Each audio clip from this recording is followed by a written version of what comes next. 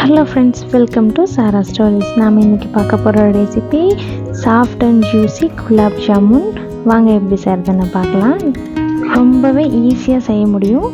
முதல்ல பாத்திரத்தில் instant மிக்ஸை add பண்ணிக்கலாம். கூட தேவையான அளவு தண்ணி ஆட் பண்ணி நல்லா திரட்டி எடுத்துக்கலாம். இதில் வாட்டரோட அளவு தான் ரொம்ப இம்பார்ட்டன்ட். ரொம்ப ஜாஸ்தியாகவும் இருக்கக்கூடாது, ரொம்ப கம்மியாகவும் இருக்கக்கூடாது. சரியான அளவு ஆட் பண்ணி இந்த மாதிரி திரட்டி வச்சுக்கோங்க.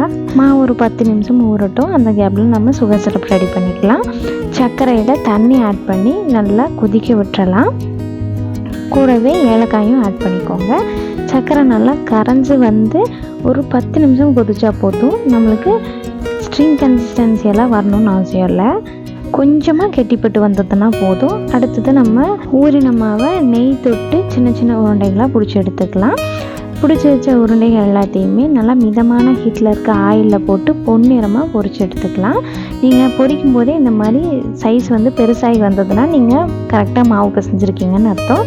பொரிச்சு எடுத்ததை நம்ம ப்ரிப்பேர் பண்ணி வச்சுருக்க சுகர் சிரப்பில் ஆட் பண்ணி 1/2 அன் ஹவர் ஊற வச்சு எடுத்தோன்னாவே நம்மளுக்கு சூப்பராக குலாப் ஜாமுன் ரெடி ஆயிடும். இன்னும் ஊற டேஸ்ட்டு செமையாக இருக்கும். நீங்களும் இதே மாதிரி ட்ரை பண்ணி பார்த்துட்டு எப்படி இருந்ததுன்னு கமெண்ட்டில் சொல்லுங்கள். தேங்க்ஸ் ஃபார் வாட்சிங்.